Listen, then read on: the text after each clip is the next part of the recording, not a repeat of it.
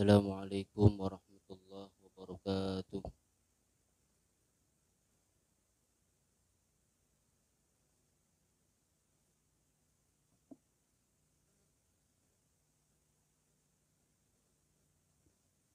Bapak-bapak sehat semua? Alhamdulillah. Mudah-mudahan yang ada di sini Allah berikan kesehatan, diberikan rezeki yang melimpah, diberikan keluarga yang sakinah, mawaddah, warahmah. Amin ya rabbal alamin. Bismillahirrahmanirrahim.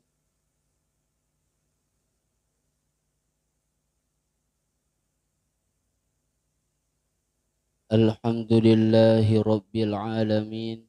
Wassalatu wassalam ala ashrafil anbiya'i wal mursalin Sayyidina wa maulana Muhammad wa ala alihi wa sahbihi ajma'in. Qala al-muallif rahimahullahu ta'ala wa nafa'ana bihi wa bi'ulumihi fid daraini amin. Allahumma akhrijna min dhulumatil wahmi wa akrimna binuril fahmi waftah alaina bima'rifatil ilmi wa nawwir qulubana binuri hidayatik kama nawartal arda syamsa wal qamar wa sahhil lana abwaba fadlik ya arhamar rahimin. Bapak-bapak yang kami muliakan, alhamdulillah pada pagi hari yang cerah ini Allah memberikan kepada kita kesehatan dan memberikan kepada kita kesempatan untuk duduk di majelis yang mulia. Yang mana majelis ini dibanggakan oleh para malaikat. Para malaikat mencucuri rahmat. Allah memberikan rahmat juga kepada orang yang dalam majelis, di suatu majelis yang mana di majelis itu membicarakan ilmunya Allah Subhanahu wa taala. Sekarang kita akan bahas Kitabut Thaharah, bab tentang hukum-hukum bersuci. Wal kitabu lughatan masdar. Kitab ini menurut bahasa itu artinya bermakna bentuk kalimat. Kitabun itu makna dari masdar. Masdar itu bentuk kalimat. Ada namanya fi'il madhi, ada fi'il mudhari, kemudian yang ketiga masdar.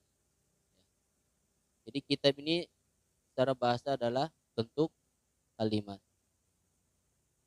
Bima'na dham wal jam.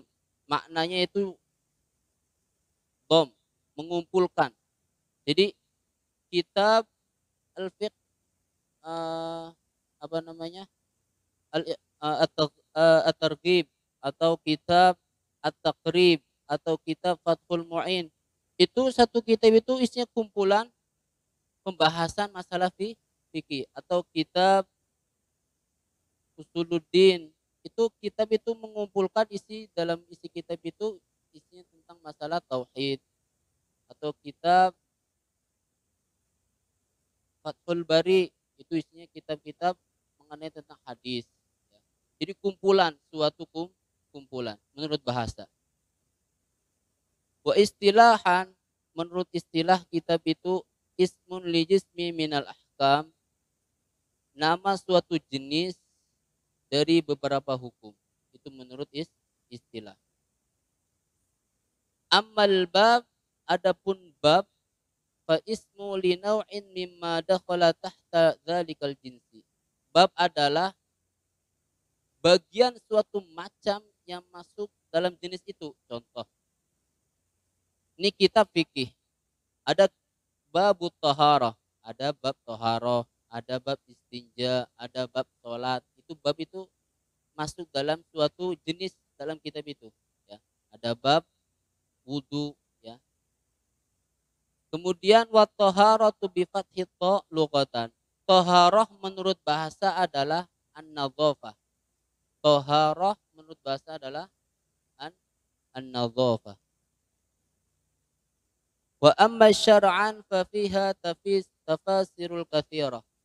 Kalau taharah menurut syariat itu, menurut syara itu terdapat definisi yang banyak.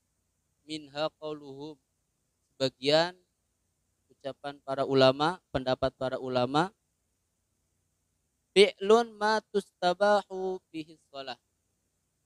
Melakukan suatu perbuatan yang mana apabila kita melakukannya kita boleh melakukan sholat. Contoh, sebelum kita melakukan sholat itu berwudu, itu toharoh menurut syariat. Jadi wudu itu termasuk toharoh, berbersih atau bersuci.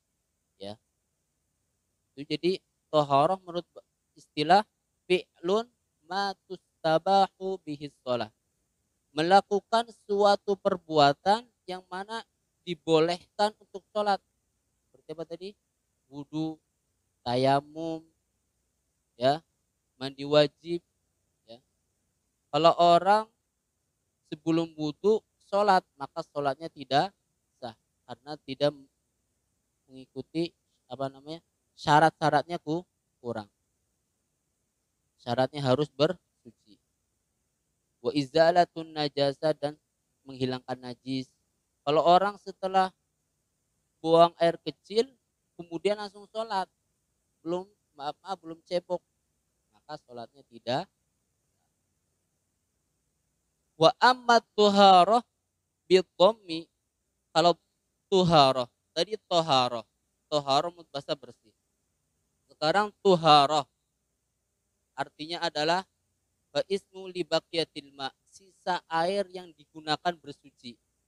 Kalau pakai tonya itu difathahkan dengan harokatnya itu dhammah, tuharoh, maka maknanya sisa air yang digunakan untuk bersuci. Kalau tonya diharokati fathah, maka maknanya adalah bersuci atau bersih. Walamma kana ma'alatul taharah. Adapun alat itu alat untuk taharah, alat untuk bersuci itu air. Selain air itu batu, kemudian kalau mazhab Syafi'i boleh pakai tisu yang keras, ya. Jadi tisu itu sebenarnya nggak ada kan tisu di zaman Rasulullah SAW. Tisu itu kiasan. Tisu itu kias, suatu yang kasar. Batu kan kasar. Asalkan nggak boleh tulang. Kenapa tulang nggak boleh untuk bersuci? Karena tulang itu makanan saudara kita. Siapa? Jin. Kenapa saya mengatakan jin itu saudara kita? Memang dalam kitab jin itu adalah saudara kita. Itu kitab Misbahul Ghalam. Bahwasanya jin itu adalah saudara kita. Makanya nggak boleh manusia itu ketika makan ayam atau makan daging, tulangnya pun dimakan, itu nggak boleh. Karena tulang itu makanan jin. Ya. Qala musannif berkata, al-miyahul lati yajuzu at-tathhir biha sab'umiyah. Air yang boleh atau air yang sah untuk bersuci itu ada 7 air. Ma'us sama, air langit. Ay nazil minha wa huwal matar. Yaitu turun dari langit, yaitu air hujan. Air hujan ini adalah air suci dan mensucikan. Air suci dan mensucikan. Contoh, apalagi sekarang pas 2 hari yang kemarin itu hujannya besar luar biasa. Ketika kita mau sholat asar, kita wudhu pakai air hujan, maka boleh. Karena air hujan adalah air suci dan mensucikan. Boleh diminum suci dan boleh juga untuk menggunakan untuk berwudu karena mensucikan. Kemudian wa ma'ul bahri, air laut. Air laut ini asin, ya.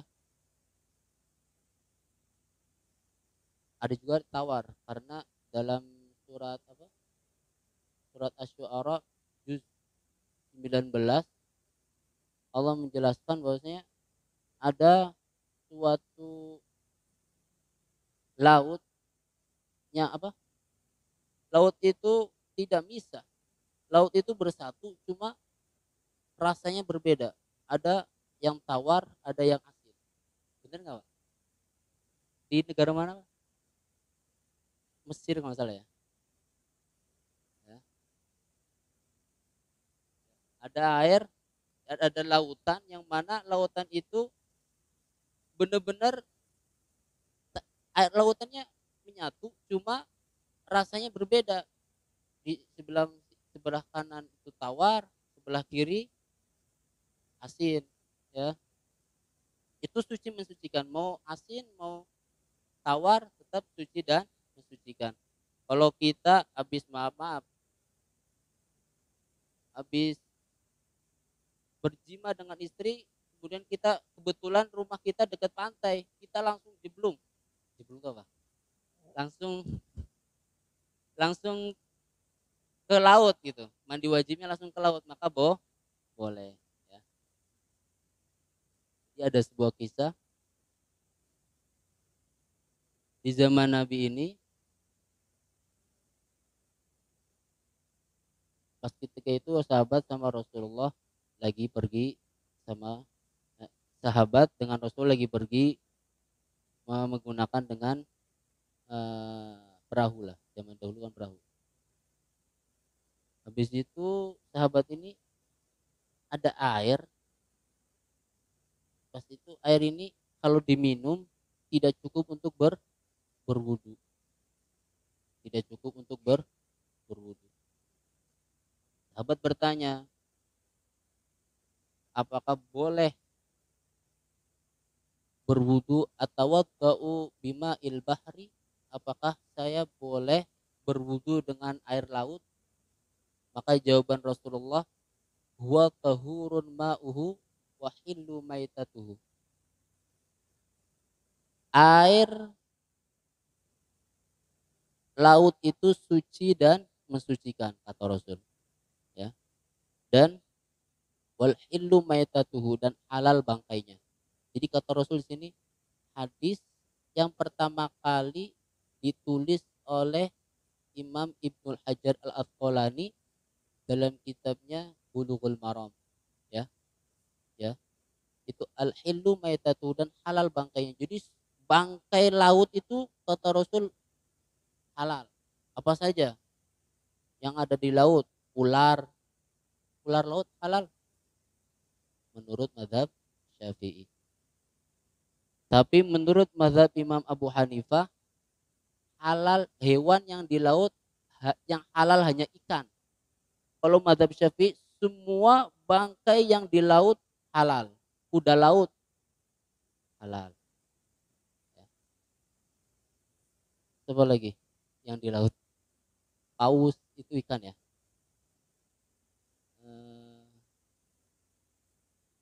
Hiu ikan juga ya. Kuda laut, anjing laut ada nggak? Ada apa ya? Halal berarti kalau mazhab Syafi'i itu. Ya. Karena kata Rasul al-hillu maitatuhu, halal bangkainya. Tapi satu hadis ini yang apa? Huwa tahuru ma'uhu al-hillu maitatuhu, airnya suci dan mensucikan dan bangkainya halal. Satu hadis ini tapi ulama berbeda pendapat. Kalau mazhab Syafi'i semua bangkai yang di laut itu halal. Kalau mazhab Abu Hanifah berbeda dengan mazhab Syafi'i. Yang halal bangkainya yang di laut itu hanya ikan. Selain ikan haram. Selain bangkai ikan haram. Ya.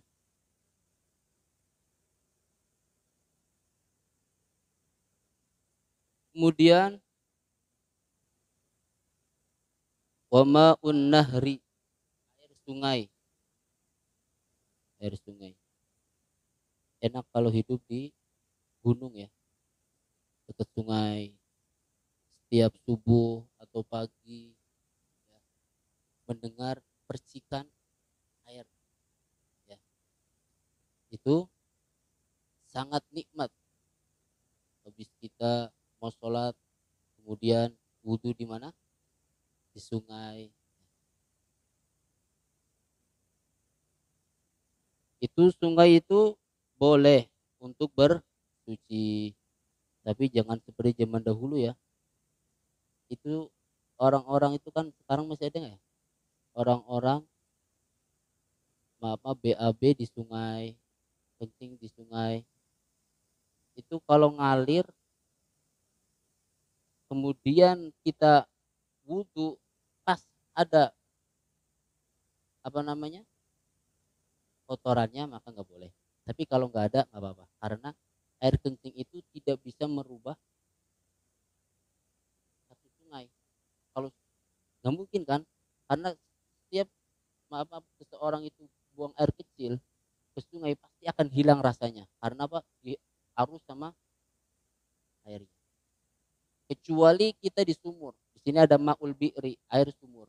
Air sumur itu suci dan mensucikan.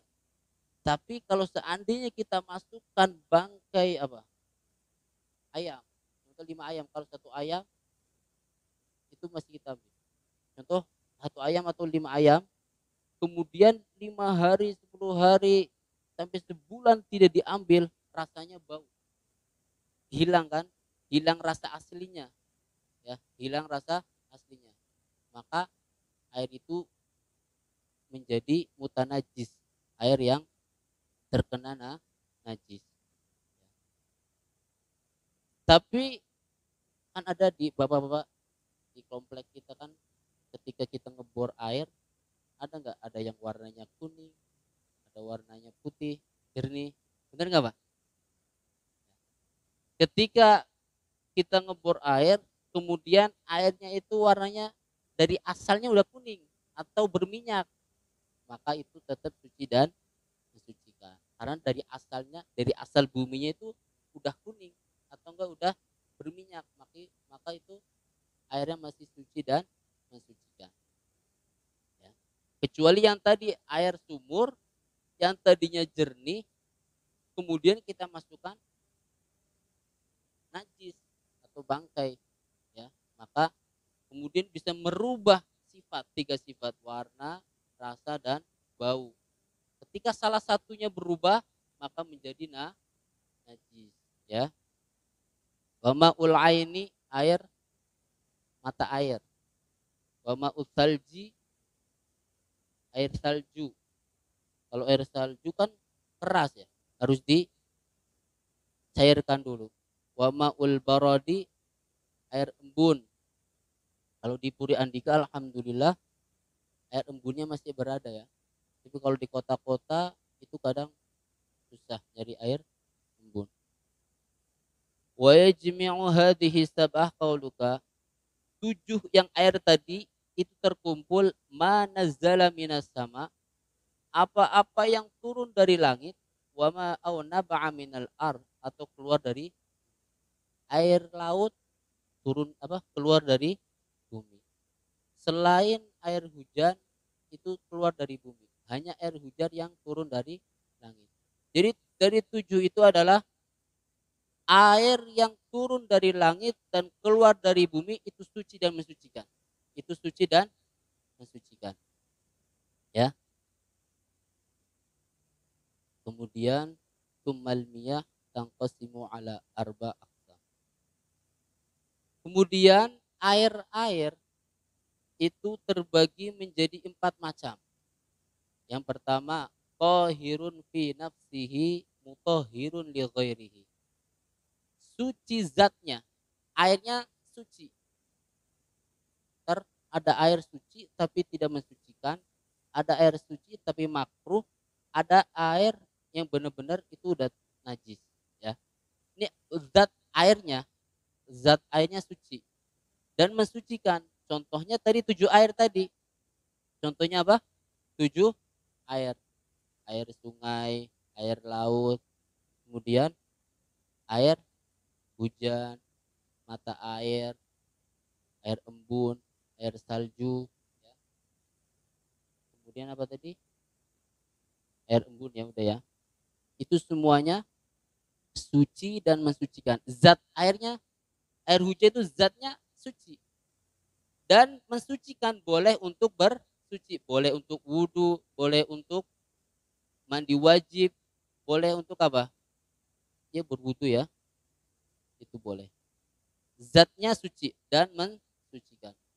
Ghairu makruhin isti'maluhu, dan tidak makruh untuk dipakai. Tidak makruh untuk dipakai. Wa huwa ma'ul mutlak, itu air mutlak, ya. Yang kedua, wasani tahirun fi nafsihi, suci, zatnya suci air itu. Mutahhirun li ghairihi, dan mensucikan, dan mensucikan. Suci dan mensucikan, makruhun isti'maluhu, tapi makruh untuk dipakai. Yang pertama, suci dan mensucikan dan tidak makruh untuk dipakai, itu air yang tadi 7, air laut, air sungai, air sumur, air hujan. Yang kedua, suci dan mensucikan tapi makruh. Kalau makruh itu, kalau dalam fikih itu gini, kalau kita lakukan tidak mendapat dosa, kalau kita tidak lakukan kita dapat pahala. Itu makruh. Tapi di sini dinamakan adalah wahul ma'ul musyammas. Fil badan ya. Makruh digunakan untuk badan, tapi untuk apa namanya? Untuk pakaian fisaubi, untuk pakaian tidak makruh, ya. Yang kedua ini ma'ul musyammas. Itu adalah ma'ul musyammas, air yang dipanaskan di matahari. Makruhnya untuk badan, makruhnya untuk badan. Tapi kemakruhannya dalam mazhab Syafi'i, ketika kita menjemur air dengan wadah yang logam, kemudian wadah itu berkarat, kemudian air itu tercium bau yang tidak enak. Kalau seandainya kita menjemur air dengan wadah yang logam, kemudian tidak ada bau, maka belum makruh. Maka belum makruh. Itu pun di negara Indonesia, air musyammas itu tidak berlaku. Air musyammas itu tidak berlaku. Karena apa? Cuaca kepanasan Indonesia itu tidak terlalu panas. Tidak terlalu panas. Yang air musyammas itu berlaku di negara Timur Tengah, di Arab, ya. Karena itu padang pasir ya. Tandus. Ketika mereka menjemur air dengan dengan wadah yang logam, kemudian hingga air itu bau karat, ada karat logam itu berkarat, kemudian berbau yang tidak enak, disitulah kemakruhannya. Apa disebabkan kemakruhannya? Dalam kitab Kifayatul Akhyar dijelaskan bahwasanya Aisyah bertanya, wahai Rasul, kenapa dimakruhkan? Karena yuritul barah, itu bisa menyebabkan penyakit lepra ya, barah, gatal-gatal lah bahasa kitanya. Maka itulah kemakruhannya. Akan tetapi kalau Imam Ahmad la karha fil isti'mal ma'ul musakhkhanu bisyamsi. Kalau menurut Imam Ahmad tidak makruh memakai air yang dijemur oleh matahari. Itu tidak makruh. Tapi Imam Syafi'i makruh. Tapi ada tanda kutip ketika air itu bau. Logamnya itu udah berkarat, kemudian berbau. Itu kemakruhannya di sini. Tapi kalau seandainya logamnya masih bagus, kemudian airnya nggak bau, maka tidak makruh. Tapi dalam madhab Syafi'i ada Imam An-Nawawi dan Imam Ar-Rafi'i yang selalu berbeda dalam madhab. Kalau dalam Kifayatul Akhyar itu dua ulama ini satu-satu madhabnya sama Imam Asy-Syafi'i, tapi perbedaannya banyak. Padahal madhabnya satu, itu madhab Syafi'i. Seperti air musyammas ini. Kata Imam Ar-Rafi'i, air musyammas itu makruh. Ya. Tapi kata Imam An-Nawawi, air musyammas itu tidak makruh. La karaha mutlaqan. Adamul karaha. Tidak ada makruh secara mutlak menurut Imam An-Nawawi.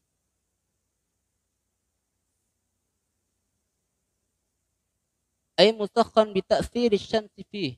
Air yang dipanaskan dengan matahari. Wa innama yukrahu syar'an. Ini dimakruhkan secara syarat, secara syariat. Ya. Bi qatri harin fi ina'il muntabi' illa ina'in taqyid istafa'il jauharuhuma. Ya. Bila digunakan daerah yang panas, yang tadi saya sebutkan, di Indonesia itu air musyammas itu tidak berlaku. Hanya di negara-negara yang panasnya yang sangat panas, ya, seperti di Timur Tengah. Dengan menggunakan wadah yang logam, wa idza baradat wa idza barida zalat qaraha. Apabila panasnya hilang atau menjadi dingin, contoh kalau kita jemur air dengan air logam di terik matahari di negara yang panas seperti Timur Tengah, kemudian kita setelah dijemur kita taruh di rumah, kemudian pas ketika taruh di rumah hilang panasnya, kemudian air itu menjadi dingin atau maksudnya enggak panas, maka zalat karoha, hilang kemakruhannya. Waqtara Nawawi adamul karaha mutlaqan. Imam An-Nawawi berpendapat adamul karaha mutlaqan, tidak makruh secara mutlak. Itu Imam An-Nawawi. Ya, tapi Imam Ar-Rafi'i, air musyammas itu makruh. Air musyammas itu makruh. Ya. Wa yukrahu aydan syadidul sukhunah wal burudah. Dan dimakruhan pula air yang terlalu panas. Air yang terlalu panas itu air yang habis dimasak, mendidih, itu nggak boleh buat wudhu, ya. Bisa melupas kulit kita. Wal buruda yang sangat dingin itu juga makruh. Kalau di mana? Di gunung. Ya, kalau kita walaupun makruh, tapi kalau seandainya nggak wudhu, ketika kita hidup di gunung, kalau nggak wudhu ya nggak sholat, makruh ya nggak apa-apa dilaksanakan. Ya. Karena nggak ada lagi di gunung. Kemudian wasalif yang ketiga, pembagian air yang ketiga, tohirun, suci zatnya, ghairu mutahhirin li ghairihi, tidak suci untuk selainnya. Maksudnya airnya suci tapi tidak mensucikan. Disebut air musta'mal. Air musta'mal. Air musta'mal itu air yang airnya suci, tohir, zatnya suci, tapi tidak mensucikan. Contohnya, ketika kita wudhu, ya, di keran, kemudian di bawahnya ada ember kecil, otomatis setelah berwudhu, air yang dari keran itu setelah kita usapkan ke mana, ke tangan atau ke wajah, otomatis akan jatuh ke ember, tidak akan jatuh, ya, akan untuk bersuci. Itu air musta'mal. Atau zatnya suci, zat airnya suci. Kopi itu suci tidak? Suci. Kalau nggak suci nggak boleh diminum. Teh itu suci, zatnya suci. Tapi tidak mensucikan, tidak boleh untuk bersuci, tidak boleh untuk Mandi wajib, tidak boleh untuk berwudu, ya. Kopi, air kopi nggak boleh. Zatnya suci, cuma tidak mensucikan. Ya. Zatnya suci tapi tidak mensucikan. Ya.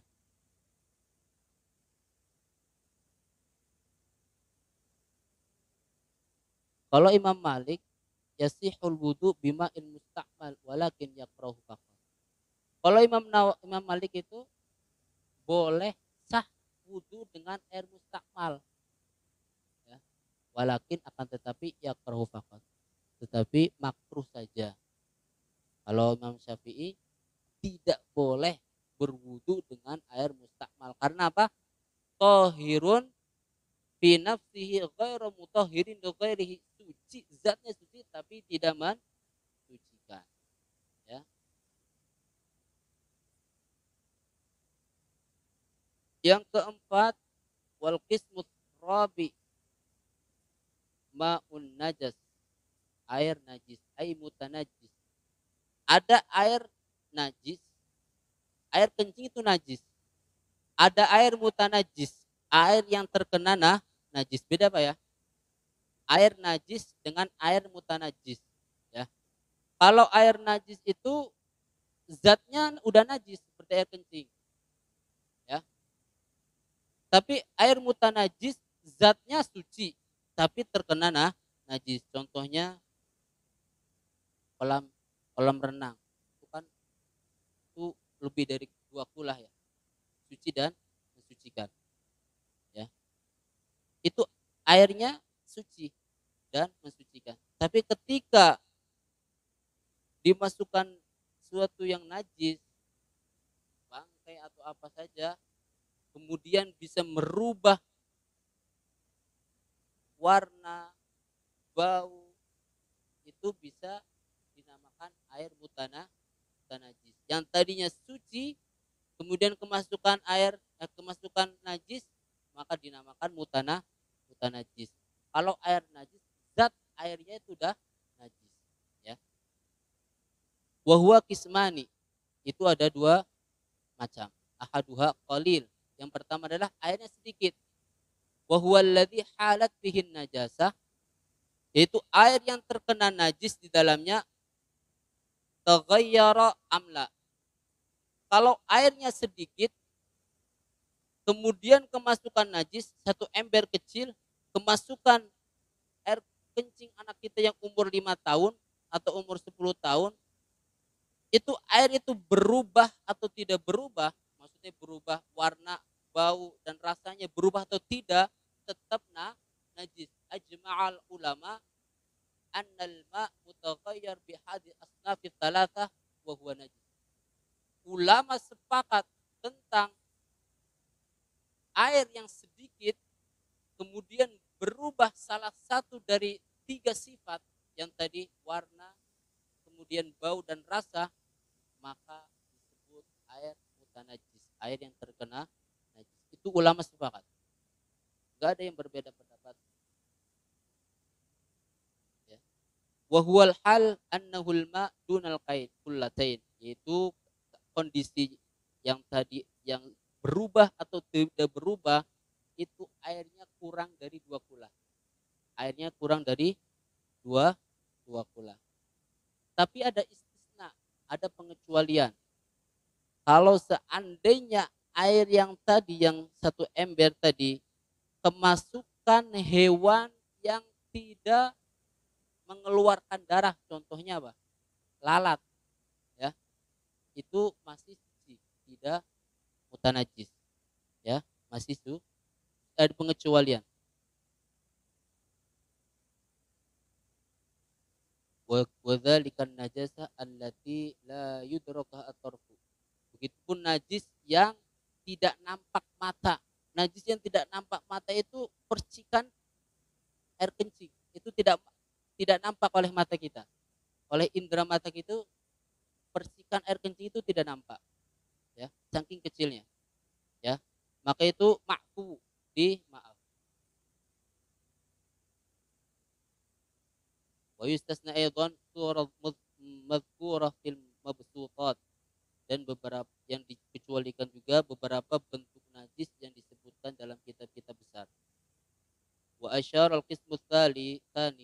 diisyaratkan pembagian yang kedua minal qismir rabi, dari pembagian yang nomor 4, biqaulihi au kana katsiran qullatain fa aktsar, ataupun air itu dua kula fa aktsar, atau lebih dari dua kula, fataghayyara yasiran au katsiran, kemudian berubah sedikit atau banyak. Contoh yang tadi, air kolam apa?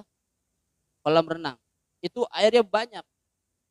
Kemudian kemasukan najis, berubahnya sedikit atau tidak, maka disebut air mutanajis, air yang terkena najis. Wa kullatani, dua kulah adalah khamsumi'atin ritlin bi Baghdad takriban fil asah. Itu 500 ritel Baghdad takriban, kira-kira fil asah, menurut pendapat yang paling sahih. Kalau dalam fikih muqabbilnya asah itu sahih. Kalau asah itu paling sahih, kalau sahih itu hanya sahih, hanya benar. Jadi muqabbil, bandingan, kalau dalam fikih ya, fil asah, di sini ada pendapat fil asah. Menurut pendapat yang paling sahih, dual kulah adalah 500 ritel Baghdad. Ya. Kalau muqabbil, bandingan asah itu sahih dalam fikih. Waridun Baghdad indan Nawawi. Ini Imam Nawawi selalu berbeda dengan madhabnya. Ya. Imam Nawawi selalu berbeda dengan madhabnya. Madhab Syafi'i mengatakan dua kula adalah 500 ritel. Kali Imam Nawawi berbeda dengan madhabnya sendiri. Mi'ah wa thamanin wa ishrin. 128. Kalau menurut Imam An-Nawawi. Wa tarkul musannif isman khamsan. Musannif tidak menjelaskan pembagian yang 5. Pembagian yang 5 itu ma'ul mutahhirun haram. Ada air suci dan mensucikan tapi haram. Tadi kan yang pertama air suci dan mensucikan, kemudian tidak makruh untuk dipakai. Yang kedua air suci dan mensucikan tapi makruh dipakai. Yang ketiga air suci tapi tidak mensucikan, ma'ul mustakmal. Yang keempat air najis atau mutanajis, ya. Yang kelima ada air mutahhirun. Ada air suci dan mensucikan tapi haram. Ada air suci dan mensucikan tapi haram. Apa itu? Kal wudu'i bima il maksub. Seperti wudu dengan air yang gosok. Oh, di komplek kita ada rumahnya kerannya di luar, di pinggir rumah. Ada orangnya kebetulan lagi pergi, ya. Kita buru-buru nih mau wudu, kita gosok, kita ambil airnya, gak izin. Itu airnya suci dan mensucikan tapi haram, ya. Tapi haram. Haramnya sebab maksub gosok. Au musabbilun li syarbi, atau air yang disediakan untuk minum. Ini contoh depan masjid Kuryadika ini ada air galon. Itu air khusus untuk minum, haram untuk berwudu. Kalau air yang khusus untuk minum, haram digunakan untuk berwudu. Khusus ya, khusus untuk minum. Allahu a'lam bishawab. Mudah-mudahan Allah memberikan kepada kita pemahaman, kemudian bisa mengamalkan dan bisa menyampaikan kepada teman-teman kita. Disudahkan atau gimana Pak Yayan? 3 pertanyaan. Tapi kalau seandainya ada pertanyaan susah kemudian tidak dijawab, mungkin bulan depan akan dijawab atau melalui SMS ya. Takutnya saya nggak mau menjawab sesuai pendapat saya sendiri, karena saya hanya nakil itu menukil dari kitab-kitab para ulama, ya. Nggak mau saya menjawab dengan pendapat pendapat saya gini, tidak boleh karena bukan levelnya. Yang level untuk mengatakan pendapat saya begini itu hanya mujtahid mustakil. Itu seperti empat mazhab, Imam Syafi'i, Abu Hanifah, Imam apa? Imam Ahmad, Imam Malik. Itu mujtahid mustakil yang boleh mengatakan pendapat saya gini. Makanya dalam kitab Al-Quran, hadis, kultu, kata Imam Syafi'i. Saya berkata, langsung pendapat Imam Syafi'i. Boleh? Monggo para jemaah.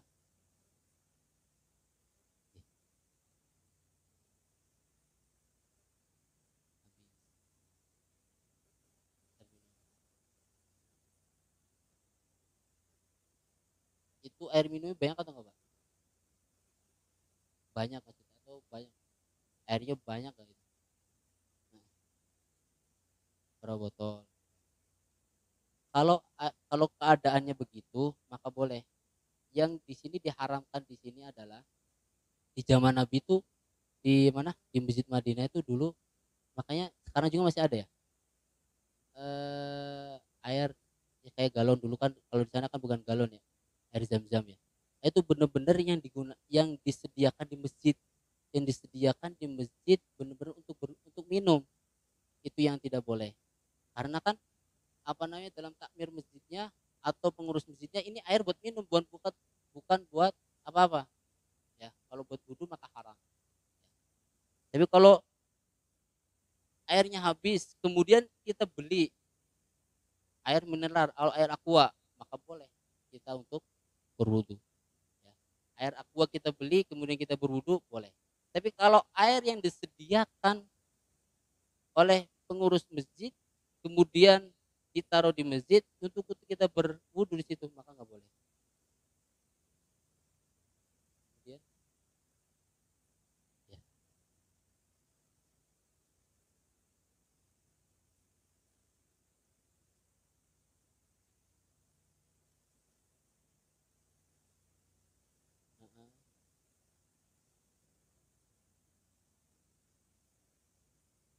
Kalau menurut mazhab Syafi'i, hewan yang hidup di dua alam itu haram. Piting, yuyu tuh bahasa Indonesianya apa? Piting ya? Piting. Wah, gimana Pak? Ada jenisnya juga ya? Kayak rajungan ya? Kayak rajungan itu kayak kepiting juga ya? Kalau rajungan itu kan kayak gini Pak. Kalau hewan-hewan yang haram, yang halal mungkin Bapak nih, maaf, seperti kepiting itu kalau seandainya dua alam itu haram menurut mazhab Syafi'i. Ya. Ada juga hewan yang sering kita makan yang ada di mana? Yang ada di kadang di seluruh daerah Indonesia itu ada. Tapi mazhab Ahmad mengatakan haram. Itu hewan jalalah. Jalalah itu hewan apa? Hewan yang makan maaf tai atau apa saja dimakan. Ya. Bangkai dimakan, seperti lele. Lele itu menurut mazhab Ahmad itu haram. Tapi mazhab Syafi'i halal. Ya. Ya. Tapi ya kita kan mazhabnya Syafi'i di Indonesia itu. Makanya bagi kita ya, seorang yang awam itu tidak boleh mencampur madhab. Kalau kita madhab Syafi'i, Syafi'i, nggak boleh kita milih, oh madhab Ahmad ini, madhab Syafi'i begini, itu nggak boleh. Talwis, talwis itu mempermainkan syariat. Karena setiap madhab itu ada yang berat, ada yang ringan. Kita ambil ringannya saja, itu nggak boleh. Kita ambil madhab ini aja lah, yang mudah, ya. Seperti kita tawaf kan menyentuh wanita yang bukan mahram kan bisa batal wudhu tidak Pak? Batal ya. Tapi kalau tawaf bagaimana? Itu kan namanya luar biasa. Kadang nempel, kadang ditempel. Kalau seandainya baru satu puturan ditempel sama perempuan. Kemudian kita wudhu lagi. kemudian baru saya putaran lagi, tempel lagi, wudu lagi, kan sulit.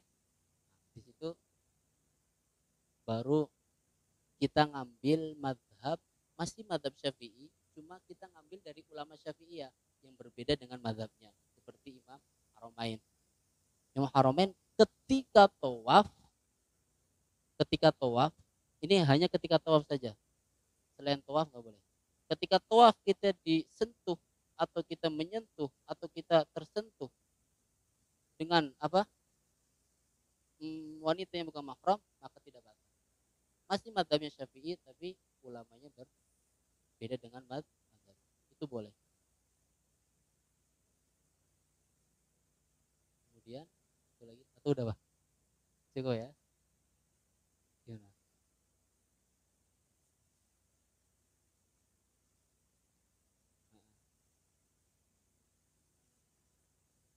Kita itu awam itu, saya juga masih awam sih Pak. Ini Pak, apa namanya? Ulama, seorang awam itu menurut kata guru saya ikut pendapat yang mudah saja. Contohnya kita seandainya mau mengikuti Imam Nawawi seperti yang tadi ya, Imam Nawawi mengatakan air musyammas itu tidak makruh, maka boleh. Yang penting tanda kutip itu masih mazhab Syafi'i. Kalau kita mau mengikuti Imam Ar-Rafi'i mengatakan air musyammas itu makruh, boleh juga karena masih mazhab Syafi'i. Yang penting yang kemarin pas bulan kemarin saya utarakan,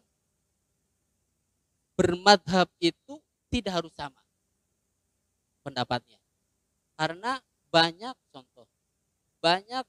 pendapat Imam Asy-Syafi'i berbeda dengan Imam An-Nawawi. Padahal Imam Nawawi bermadzhab Imam Syafi'i. Seperti sholat Jumat itu Imam Asy-Syafi'i di Qaul Qadim hanya 4 orang. Ada dul Jumat 4 orang. Tapi pas ketika ke Mesir menjadi Qaul Jadid menjadi 40 orang. Ya. Menjadi 40 orang. Tapi dalam Qaul Jadid ada Qaul Qadim, makanya Imam Syafi'i juga ada Qaul Qadim, ada Qaul Jadid. Ada pendapat yang lama, ada pendapat yang baru. Kalau dalam masalah tadi sholat Jumat, kalau Imam An-Nawawi merojihkan Qaul Jadidnya Imam Asy-Syafi'i, merojihkan. Jadi kita boleh mengambil pendapat ulama yang lingkupnya masih madhab Syafi'i, karena di Indonesia itu madhabnya masih madhab Syafi'i. Cuma tadi saya menjelaskan tentang madhab Ahmad, Imam Malik, itu dalam kitab Misbahul Ghalam. Itu hanya sekedar pengetahuan saja. Ketika kita melihat saudara kita di luar sana, makanya Indonesia itu banyak sekarang banyak campur aduk madhab ya. Ketika kita melihat, kita jangan sampai menyesatkan. Kita jangan sampai, oh ini ada madhabnya. Kita harus kalau saya menjelaskan gini bukan karena apa? Karena zaman sekarang itu banyak di Indonesia madhabnya bercampur baur. Ketika kita melihat, oh ini kok sholatnya begini, kok ini cara ininya begini, oh kita udah tahu nih, sebagai apanya pengetahuan saja, oh itu ada pendapat ulama madhab, maka kita pun nggak boleh menyesatkan. Ya, itu saya bermaksud begitu, bermaksud menjelaskan begitu, biar ketika kita melihat saudara kita yang lain dengan madhab kita, oh ini ada madhabnya, oh ini ada madhabnya, maka kita pun sesama Islam saling toleran begitu. Mungkin cukup ya, mudah-mudahan kita doa dulu ya. Bismillahirrahmanirrahim. Allahumma shalli ala sayyidina Muhammad wa ala ali sayyidina Muhammad kama shallaita ala Rabbana zalamna anfusana wa illam taghfir lana wa tarhamna lanakunanna minal khasirin. Rabbana atina fid dunya hasanah wa fil akhirati hasanah wa qina adzaban nar. Wa sallallahu ala sayyidina Muhammad wa ala alihi wa sahbihi wa baraka wa sallam. Subhana rabbika rabbil izzati amma yasifun wa salamun alal mursalin walhamdulillahi rabbil alamin. Al-Fatihah. A'udzu billahi minasyaitonir rajim. Bismillahirrahmanirrahim. Alhamdulillahi rabbil alamin. Ar-Rahman Iyyaka na'budu wa iyyaka nasta'in. Shiratal mustaqim ghairil maghdubi 'alaihim waladdallin. Assalamualaikum warahmatullahi wabarakatuh.